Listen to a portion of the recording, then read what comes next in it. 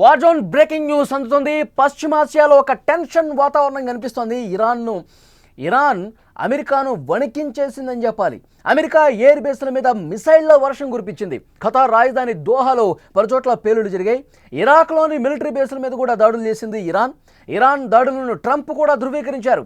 దాడి తర్వాత యుద్ధం ముగిసింది అంటూ ట్రంప్ ట్వీట్ చేయటం, ఇప్పుడు ఇంకా యుద్ధం అనేది ముగియలేదు అని ఇరాన్ ప్రకటించేయటం, ఉదయం 4 గంటలకు మళ్ళీ ఇజ్రాయెల్ మీద అటాక్ దిగటం చూస్తుంటే ఈ యుద్ధం ఇంకా ఆగలేదు, చర్చలు ఇంకా ప్రారంభం కాలేదు, యుద్ధం కొనసాగుతూనే ఉంది అని పరిస్థితి కనిపిస్తోంది.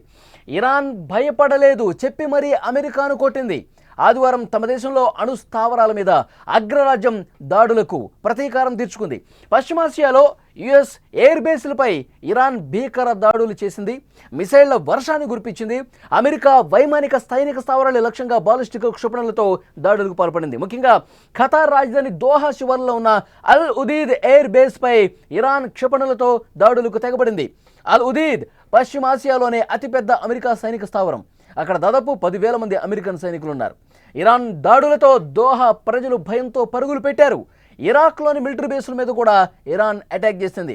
ఖతార్లో ఇరాన్ దాడి నేపథ్యంలో ఏ మేరకు నష్టం సంభవించిందో అమెరికా కానీ ఖతార్ కానీ వెల్లడించలేదు. అయితే ఇరాన్ చెప్పినట్టు ఇరాక్లో ఎక్కడా దాడులు జరగలేదని అమెరికా పేర్కొంది. ఖతార్తో దాడుల తర్వాత అమెరికా అధ్యక్షుడు డొనాల్డ్ ట్రంప్ అలర్ట్ అయ్యారు. అమెరికాలోని వైట్ హౌస్ వార్ రూమ్లో ఉన్నతాధికారులతో ఎమర్జెన్సీ మీటింగ్ పెట్టారు. ఇరాన్ చేసిన ఈ దాడుల తర్వాత అందరూ కూడా ఆశ్చర్యానికి గురి చేసేలా యుద్ధం ముగిసింది అంటూ ట్రంప్ ట్వీట్ చేశారు. సీజ్ ఫైర్కు ఇరాన్, ఇజ్రాయెల్ అంగీకరించాయని, 12 రోజులుగా కొనసాగుతున్న యుద్ధం ఇక ముగిసింది అంటూ ఆయన సోషల్ మీడియా వేదికగా ఒక పోస్ట్ పెట్టినటువంటి పరిస్థితుంది. ఆ పోస్టుకు సంబంధించిన దృశ్యం కూడా మీరు స్క్రీన్ మీద చూస్తున్నారు. ఇరాన్ విదేశాంగ మంత్రి అబ్బాస్ అరాక్చీ స్పందిస్తూ తాము ఎలాంటి ఒప్పందం చేసుకోలేదు అన్నాడు.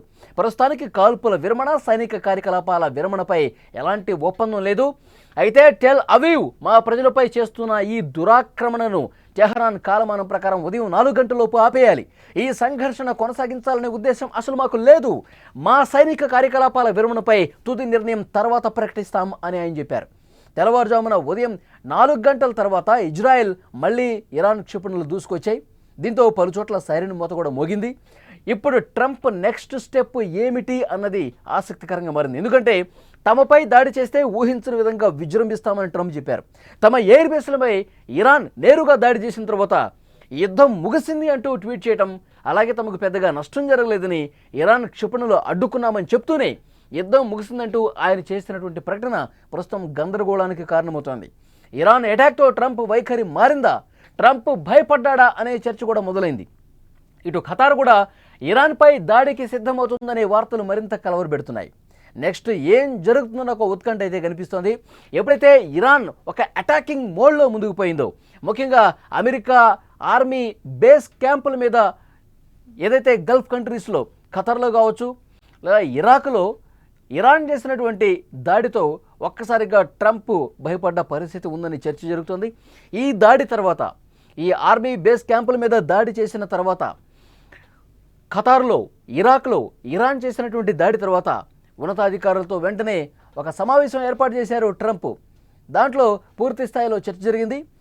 ఇరాన్ అమెరికా మీద అటాక్ దిగటంతో, అమెరికా ఈ సైనిక క్యాంపుల మీద అటాక్ చేయడంతో ట్రంప్ ఆలోచనలో పడ్డట్టుగా తెలుస్తోంది. వెంటనే ట్రంప్ కూడా ఒక మీటింగ్ ఏర్పాటు చేసుకుని వెంటనే ఒక పోస్ట్ పెట్టేశారు. 2 దేశాల మధ్య చర్చలు జరుగుతున్నాయి, కాల్పుల విరమణకు రంగం సిద్ధమైంది, ఒక 12 గంటల్లోపే దీని మీద ఒక తుది నిర్ణయం రాబోతోంది, 2 దేశాలు కూడా శాంతి వైపు అడుగులు వేస్తున్నాయి, ఈ 2 దేశాలకు నేను అభినందనలు తెలియజేస్తున్నాను అంటూ ఒక పోస్ట్ పెట్టిన పరిస్థితుంది. వెంటనే ఇరాన్ కూడా రియాక్ట్ అయింది. ఇరాన్ మంత్రి ఒకడు దాని మీద మాట్లాడిన పరిస్థితుంది. ఇరాన్ మంత్రి ఏమన్నారంటే, ఈ ఒప్పందానికి సంబంధించి, కాల్పుల విరమణకు సంబంధించి ఎలాంటి ఒప్పందం జరగలేదు, ఇంకా దీనికి సంబంధించినటువంటి అభిప్రాయం మేము ఆలోచిస్తూ ఉన్నాం, ఇంకా ఎలాంటి డెసిషన్ తీసుకోలేదు అని మాట్లాడినట్టు పరిస్థితుంది. ఆ తర్వాత మళ్ళీ ఇరాన్ ఇజ్రాయెల్ మీద దాడి చేయడం, ఇజ్రాయెల్ మళ్ళీ ఇరాన్ మీద దాడి చేయడం, ఇది కొనసాగుతున్నటువంటి పరిస్థితి చాలా స్పష్టంగా కనిపిస్తోంది. ఎప్పుడైతే ఇరాన్ అణు కేంద్రాల మీద అమెరికా దాడి చేసిందో తప్పకుండా ప్రతీకారం తీర్చుకుంటాం, యుద్ధం మీరు స్టార్ట్ చేశారు, ముగింపు పలికేది మేమే అంటూ ఇరాన్ మాట్లాడేటువంటి పరిస్థితుంది. సో పశ్చిమాసియాలో ఒక రణరంగాన్ని తలపిస్తున్నటువంటి పరిస్థితి కనిపిస్తోంది. పశ్చిమాసియాలో ఉద్రిక్తతలు అంతకంతకు పెరుగుతున్నాయి. ట్రంప్ ఏదైతే పోస్ట్ పెట్టారో ఇంకా అది రెండు దేశాల సయోధ్యకు, రెండు దేశాలు కాల్పుల విరమణను ఏ మేరకు అంగీకరిస్తాయనేది కూడా ఒక పెద్ద క్వశ్చన్ మార్క్గా కనిపిస్తుంది. ట్రంప్ భయపడ్డాడని చర్చ కూడా ఒకవైపు జరుగుతుంది. ఎందుకంటే అమెరికా బేస్ క్యాంప్ మీద గల్ఫ్ కంట్రీస్లో ఉన్నటువంటి అమెరికా సైనిక కార్యకలాపాలు నిర్వహించేటటువంటి క్యాంప్స్ ఏవైతే ఉన్నాయో ఖతార్లో, ఇరాక్లో, నిన్న సిరియాలో ఆ క్యాంపుల మీద పెద్ద ఎత్తున దాడి చేసింది. ఖతార్లో ఉన్నటువంటి క్యాంపు 10,000 మంది అమెరికా సైనికులు ఉంటారు. సో దాని మీదే దాడి చేయడంతో అమెరికా కొంత ఆందోళన వ్యక్తం చేసిన పరిస్థితి కనిపిస్తుంది. హుటాహుటిన ఒక ఎమర్జెన్సీ మీటింగ్ కూడా ట్రంప్ పెట్టుకున్నాడు.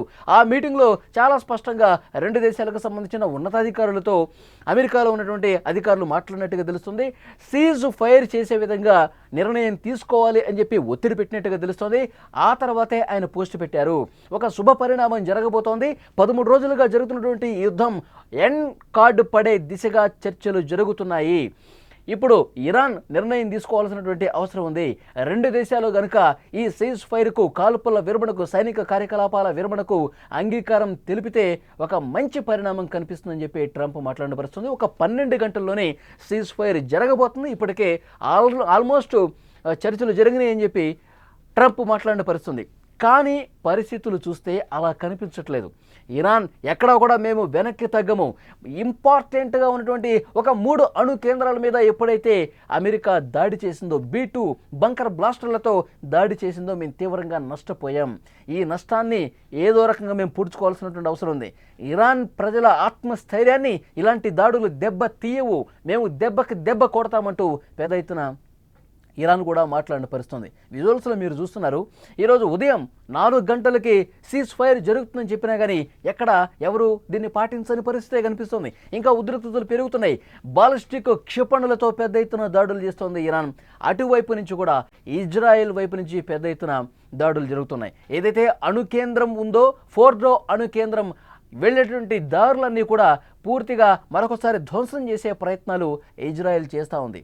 సో ప్రస్తుతం అయితే పరిస్థితులు ఇంకా కొంత నిలకడగా కొనసాగే పరిస్థితి అయితే కనిపించట్లేదు.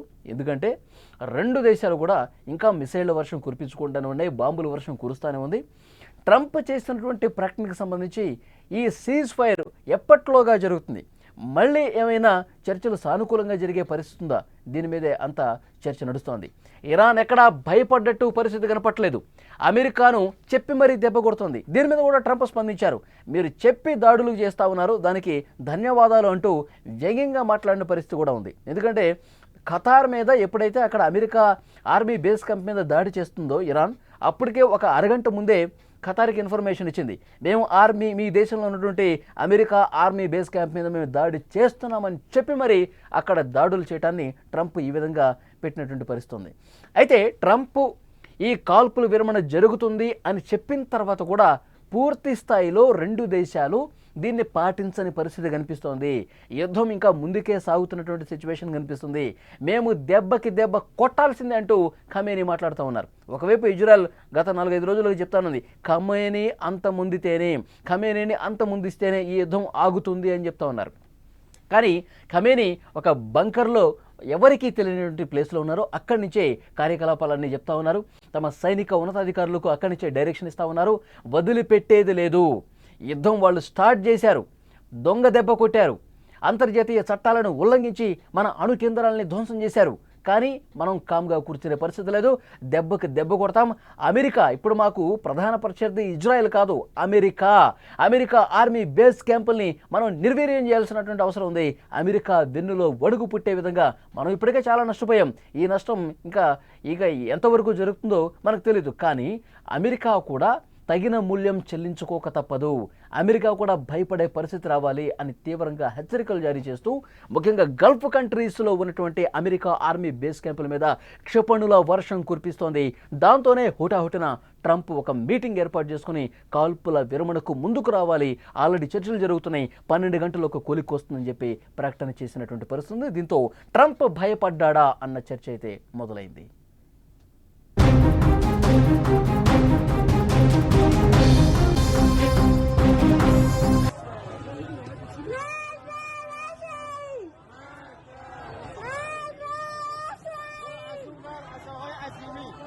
الله اکبر الله اکبر.